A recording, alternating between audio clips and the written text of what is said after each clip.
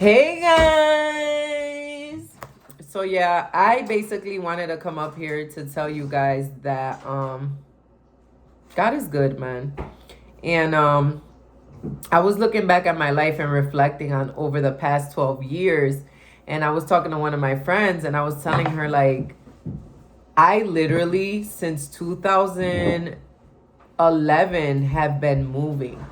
Okay? And this is when I was 18 years old. I am 29 years old right now. And like God knows how much I'm seeking stability. Okay? But stability is a form of wholeness, like remaining, abiding, back in. So another little history about me is like I used to love to run. Okay? Track, cross country, all that good stuff physically, but emotionally, mentally, all that good stuff. At the point where I found that there was an issue, guess what? Cutting you off or ghosting you, okay? Really good at it. I can definitely coast you in a quickness. Like, I just feel like, honestly, certain things don't have to be talked about. You're just gonna miss me with my presence. So, with my presence not being there. So, okay, 2011, I moved to Miami. I'm 18 years old. Boom, bam. First year, get approved. My mom gets approved for a student loan. Second year, she doesn't get approved. So now I find myself, I was living in the dorms. Now I find myself not having a home. So not wanting to go back, I guess it was like a pride situation or something, but we were excited that I was like the first one going to college. So kid you not, I'm going to name this video 12 Years a Slave. And when I tell you today, I was having the conversation, and as I'm approaching my 30th birthday in a couple months, I'm like, God, you've definitely been with me those 12 years. Like, I literally feel like a Joseph. Although he was in prison for 14 years, just like the slave mentality I had, the bondage I was in my singleness, being with someone relationally, I was just in a whole lots of type of bondage. So moved to Miami, boom boom bam, start dancing when I was 19, right? Land my first apartment in Little Haiti. That's nasty. In Little Haiti, the hood. After that, I moved to the Intracoastal in Miami. I think this was maybe like 2013. Yeah, 2013. Moved to the Intracoastal, nice boats as my view, living the best life in Miami. Then from there, I moved to Connecticut, and I leave my daughter's father with my old place. Like, I was 19, had my own crib, own car, all that. Leave him in my place. 2015, moved to Connecticut. You had a car when you were 19? Yes, baby. When you were a kid? When you were a kid? Yup, I was a kid at 19 years old. Look, revelation. So anyhow, 19, living my best life. Then 2015, I just ain't wanna, when you come from dancing and now you gotta stop dancing because you have a baby, it's type hard to have a 9 to 5. To tell you the truth, like all these drug dealers, it's like a drug dealer. You giving him a 9 to 5 and then expecting him to just be like content with that. You understand? Especially when you're not having you don't have a relationship with God. So I'm out here selling my soul. And 2015, I move up north thinking it was totally going to be different. I'm with my 9-month-old child, living with my parents, back at it. And like, my mom was like, if you're going to live here, you can't be out here doing what you're doing. And I was out here drinking. Like, I'm going to get drunk. And I'm going to pop up home whenever I feel like it. But guess what? It wasn't my house. So in 2 weeks, I come up with $3,600 to move into a condo, right? 8 months into it, didn't work out. my BD was like, hey, we can work things out. Came over there, came back to Miami, 2016. So this is already, look at all these years, 2011, 2012, 2013, 14, 15, 16. You feel me? 2016, I'm back in Florida. I'm living with my aunt at the time. My uncle's dying of cancer. I watch him like die. That year, I got a stalker. All right? Like, stalker. Like, legit stalker. Never was like emotionally, romantically involved, sexually involved, none of that. It was just like an emotional support type of thing. Tell the dude like, hey, you're not my type. Went cuckoo for Cocoa Puffs. And you know, sometimes I realized too, like, it was my own insecurities. That's just what I was attracting at the time, right? All this dysfunction. So 2017, I mean, my son's father, I get pregnant with my son's father, like, in 3 months. I have my own condo, and he moves in with me, and then boom. 2017, have my own place again, skyrise, da da da da da. 2018, we're moving. 2019, I moved back up north. We having relational problems. I am out. I'm like, deuces, running away yet again. But at this point, he's my fiance. My son's father is my fiance. Like, about to get married. And financially, we wasn't getting along. And I'm the type of person, like, if I'm gonna struggle by myself. So left, whatever painted picture I had in my head was not it. And I got depressed. I started drinking, going to bars, bar hopping, all while going to church, right? All while going to church. I go to church, I tithe, I do everything religiously, but as far as having a relationship with God, ain't have it. And I'd go to church with for my children as well. Like, you definitely gonna grow up in church. So 2017, 2018, moving another apartment in Miami. So it's like 3 different households now, 3 different residencies. 2019, moving to a place that my friend connected me to at the time. Listen, they had a rat problem. Never in my whole history of living had I ever seen a rat in my life. And I guess they was cool with living with rats. Me, never was. And I'm a single parent. Like, the rats is probably scared of me. I'm scared of the rats. Like, I feel like they can eat me up alive. Like, I'd hear scratching in the walls. I'm like, oh, no. So we live on the 2nd floor too. My kids running around. Landlord issues, all this stuff. And I'm like, this is 2019. I was living with my mom, okay? Coming from a relationship where the dude loved me to death. Like, he would do anything for me. Come back over here, I start having sex uncontrollably, like, just, and drinking and just wilding out, all while having my 2 kids, right? And I just was at a point in my life where I'm like, so I meet my last relationship summer of that year.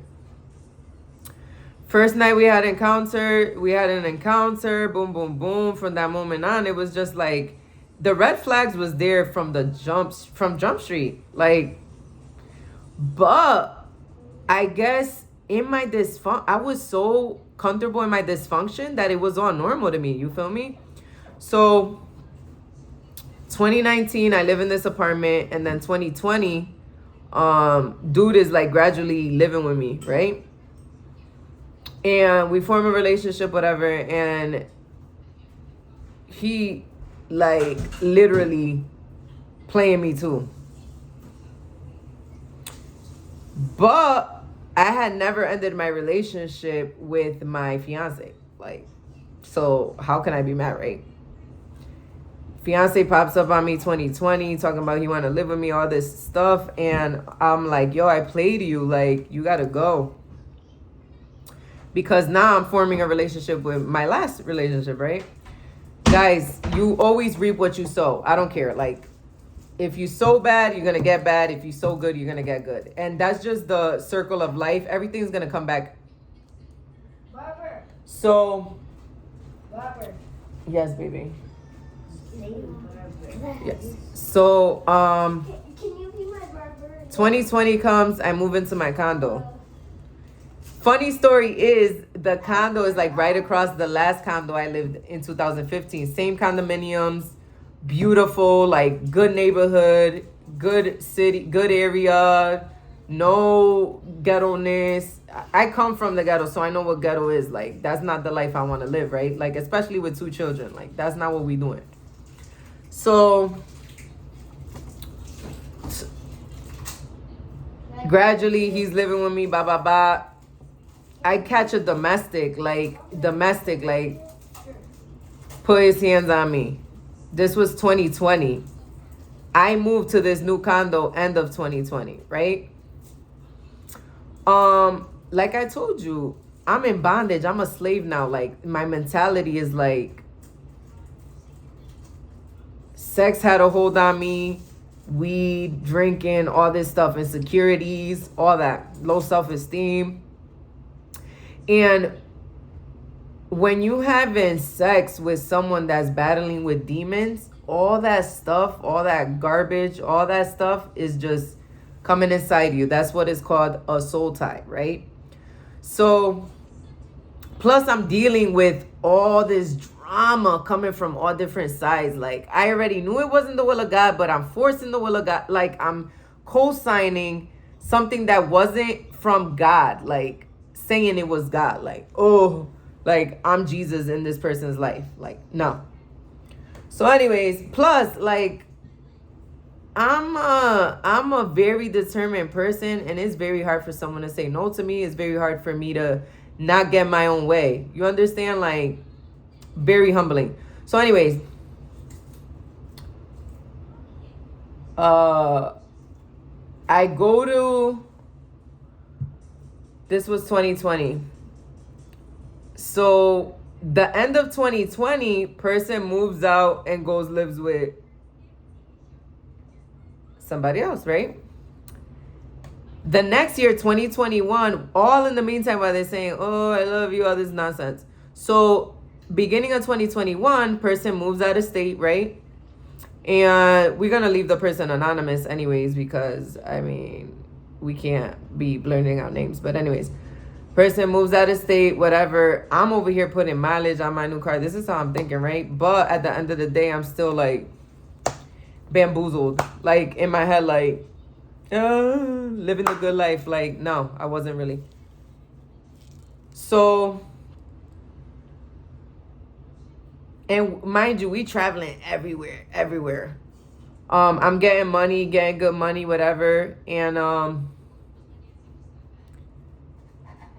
I knew this person couldn't offer me anything but right? So anyways, the 2021, so 2021 approaches, right? Person moves out of state. I'm living the best life because I've been wanting for this person to leave anyways. So I'm like, thank you, Jesus. This is the getaway.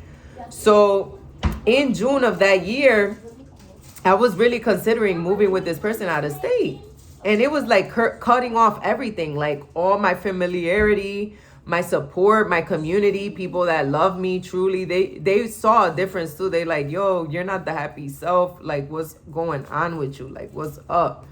I was getting abused. I was getting played. I was getting all that. Like, and the fact that from childhood, I was used to abuse. I was used to this. This wasn't new to me. You understand? So, like, it was very hard for me to, like, even say no. Plus, have those boundaries set up and also be sober because I was smoking weed all the time. I was high, and then the next day, like, they could put their hands on me, and then the next day we have sex, and it was good. Like, we was Gucci. So, all while going to church. Then I started going to,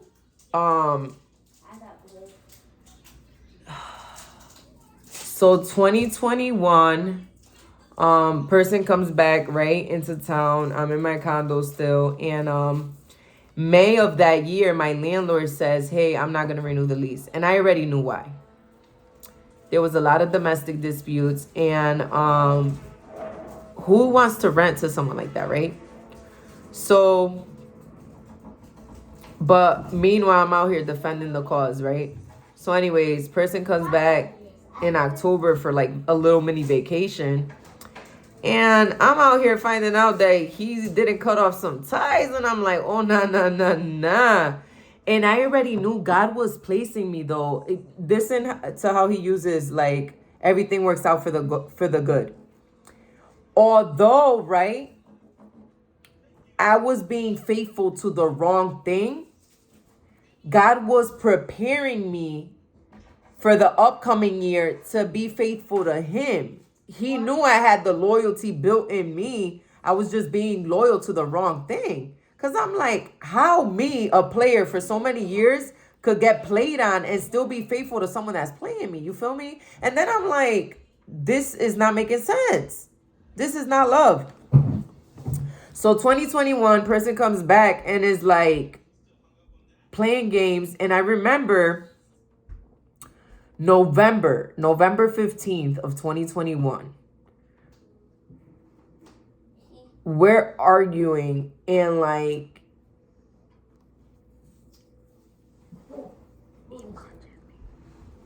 in the face. And I see blood just on a white towel. And I was like, oh, hey, no. Like this is not happening. Like, and I was like, this and everyday thing, like, I was good, peace. I was at peace at my home, everything. And then everything just started turning chaotic. So December 2021, I was supposed to go back to Florida to visit my family, have a little family vacation. Both of my kids' birthdays is in December. And then I went, instead of that, I was already my landlord had started the eviction process. August of that year of 2021. They had lifted up that law of like the COVID, like you can't use COVID as an excuse not to pay your rent, right?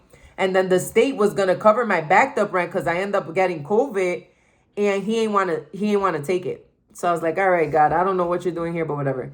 So anyways, I go to court in December, right? No, first I go to my crazy faith offering at church, and I missed my daughter's 7th birthday. Plus, I had some money saved up. I was doing like the 10K challenge. All the money I had, I was like, God, this is gonna be my sacrificial offering to you. This isn't even the tithe. This is my sacrificial offering to you, God, because I want something different. Like, I cannot keep doing this generational pattern thing, none of that. And I was like, if I stay in a relationship like this, I'm making it okay for my daughter to get beat on, my son to beat on women. This is not okay. Right? Because I don't know what I would do if someone tells me someone put their hands on my daughter. Like, I'm going dummy. So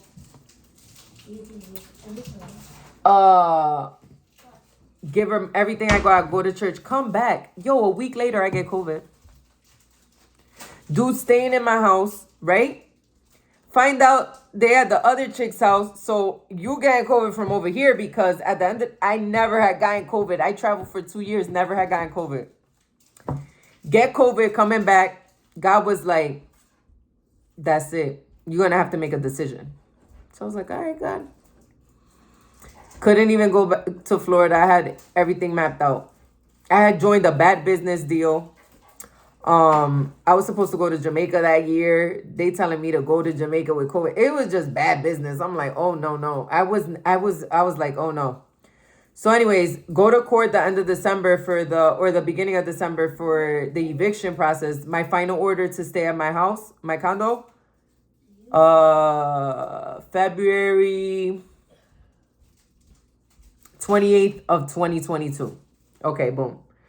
So January 18th comes. So now the prayer and fasting is starting, right?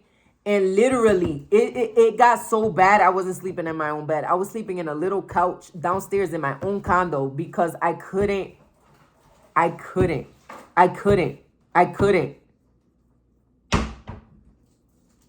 Not even nothing. I was high thinking sober thoughts. I'm like, what the heck am I doing? Like, what am I doing? Like, this is crazy. Like, no, this ain't it. So January 18th, I was like, you gotta bounce. Like, I'm gonna pay for your flight and you gotta go. Like, yeah, I'll be with you. This was my manipulation. Like, yeah, like using reverse psychology to survive. Like, yeah, I'm gonna be with you, but deuces. Blocked off everything. Like everything. I was like, you know what, God, you got my all. You got my all. Like, that's it. Person, hit me up. Blah,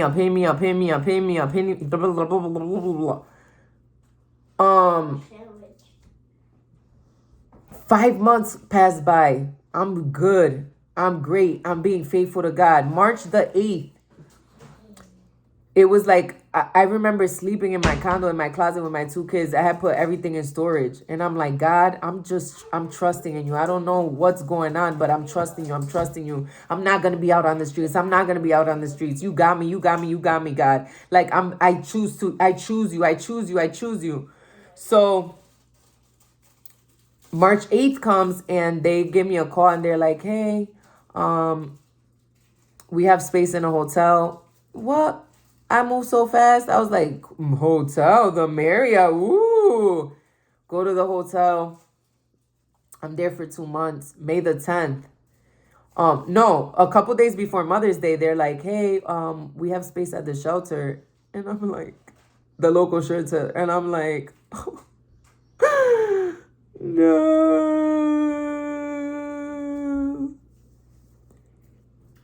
And I remember just crying to God, like, God, why?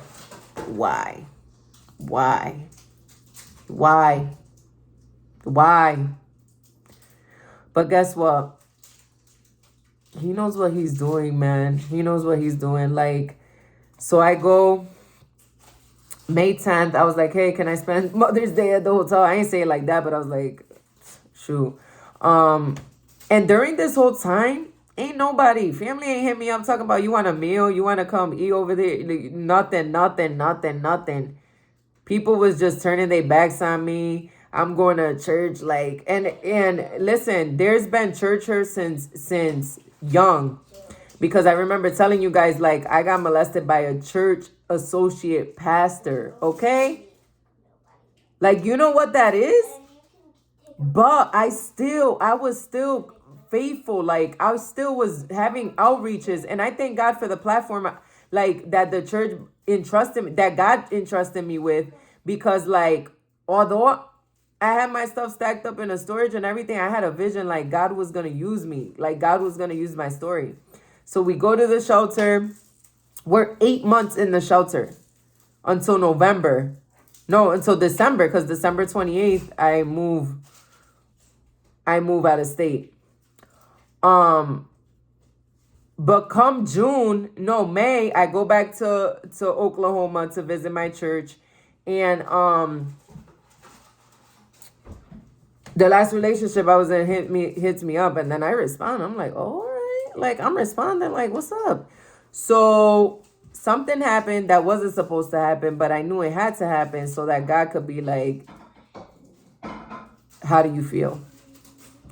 And I was like, wow, this ain't it. Like, this ain't the life you want for me. This isn't what you have for me. After being celibate for 5 months, and then I go and mess it up for 2 minutes. And I'm like, what is this? Like, what am I doing? Like, God, for real? So I felt so much condemnation, so much shame, so much guilt washed over me.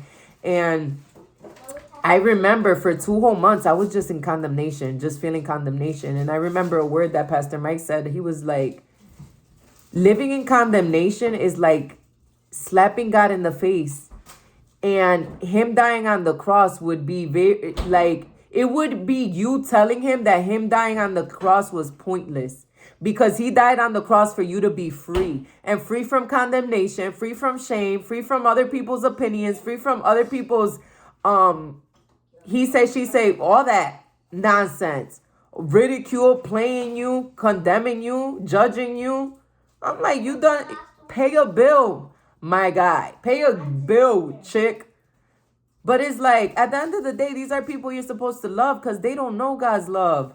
If they probably don't even love themselves. At one point, I didn't love myself. If I was really, honestly, I was really accommodating my happiness, my joy, my peace, my liveliness for another person's, was I really loving myself? My nose is itchy. But anyways, June comes, live in condemnation. Then I meet someone else. I'm like, great. Mommy. And I'm like, I know it couldn't be God because God said a Mommy, year. I made a candy sandwich. Listen, you know you're not about to eat that, right? Yeah. So now I'm moving from hotel to shelter, from shelter. So June, I get in this situationship, right? And I knew God didn't send it, but the person was willing to give me anything I wanted. I already knew. Like, if I really wanted to manipulate my way into wanting whatever I wanted, it was going to happen. This person was very nurturing, older man, my type, because I love older men, it just get the vibes. Like, I feel like I'm a 90-year-old soul. And just doing everything. But I remember, like, I'm out here being homeless, and it's like, this person ain't, what are they doing for me spiritually? Like, and then I'm like, God, you know for a fact I'm not supposed to be in a relationship. I just got out of a very toxic one to then jump into another one 6 months later, like, because I find out that the other person is having a baby. I'm like, oh no, we got to do better. So anyways, having all these outreaches, and I'm like, God, like, I gotta go. Everything in Connecticut was just closed doors after closed doors. Like, yeah, everything was opening up, like, I guess success-wise, but, like, home-wise, everything was closing. Like, no opportunity. People were like, oh, you have an eviction. No. I got Section 8. No. Even with Section 8, I'm like, what? This must not be my portion. In October, I hit up one of my friends, and God was like, think bigger. And I'm like, yo, you know what? I'm thinking for a paid off house. Like, I don't know where it's going to come from, but I know God, and he is faithful to his word. I was like, I don't know. So November, I get transferred, whatever. At the end of December, I'm peacing out. Again, running away. It was to the point where I couldn't even tell this person that I was messing with, like, I don't want to talk to you no more, because I already knew that it was going to be an issue. Like, I'm like, why can't I just say no and this person just take it? Like, so, but the person was a good individual, whatever, great person, but just not for me. So anyways, December 28th comes. I leave again, move again with my children. 2023. And we go and we stay for 3 months. Mommy, there's something wrong with my tablet. I'll figure it out later. We go and stay for 3 months at the Tulsa County Public Shelter. When I tell you it was jail, it was jail. But it's okay because we ministered to a couple of people there. And I remember praying in the beginning of the year, like, God, I need stability. And God's word of the year for me was abide, remain in me, and I'll give you the rest. And I was like, yo, like, I'm your dwelling place. I'm your shelter. Don't worry about nothing else. I got you. You might not see the end, but I got you. Like, who cares about what other people think? You got me. You got everything you need. You and your children are fine, are set. You and my children, because that's God's children at the end of the day. He's trusting me with them. So January 9th, no, I move here December 31st, get here January the 9th or the 10th, my son's father passes away. The 10th. Everything, just like everything. My son had just finished speaking to him the prior day before. All this guilt and condemnation just washed up over me. I was like, dang, we ain't even talk. Like, the last time we spoke, it was just like, I was like, I've really grown numb to this. Like, numb. Never took therapy, nothing. And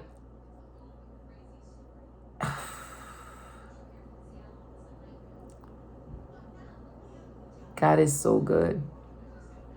God is so good. God is so good. So faithful. I made a decision. And I told God, like, God, I'm going to live my life along with my children completely sold out to you. I don't care what people say. I don't care what people think. I don't care what people, like, we just going to do this 10 toes down for you, God.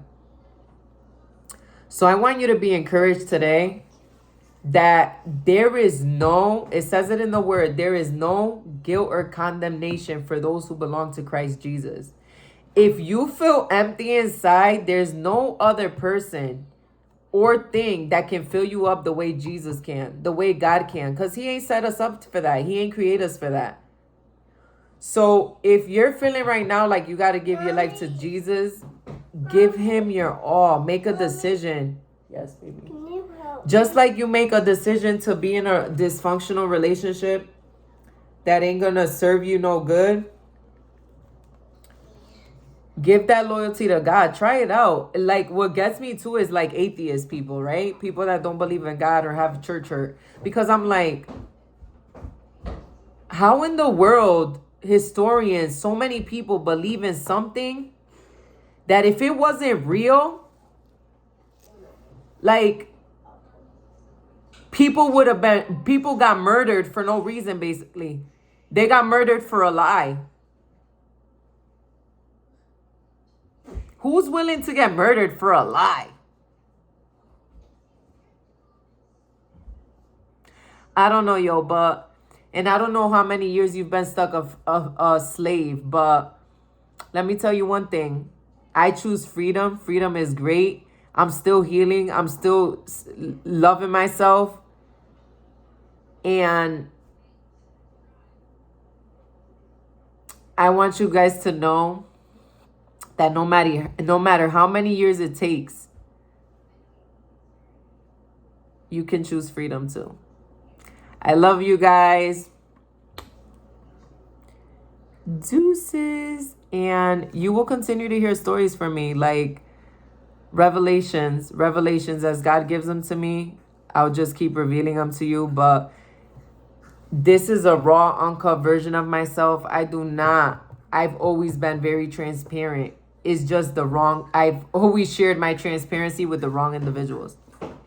So I hope this transform your life a little bit. And yeah, subscribe to the channel. I don't even care about YouTube, honestly, but subscribe to the channel to support my vision of helping single moms and their children recover from generational trauma. Please, you can click on the link below to support. You can also click on the link to purchase my book. It's called Ho. You can find it on Amazon. Heaven on earth. Love you guys.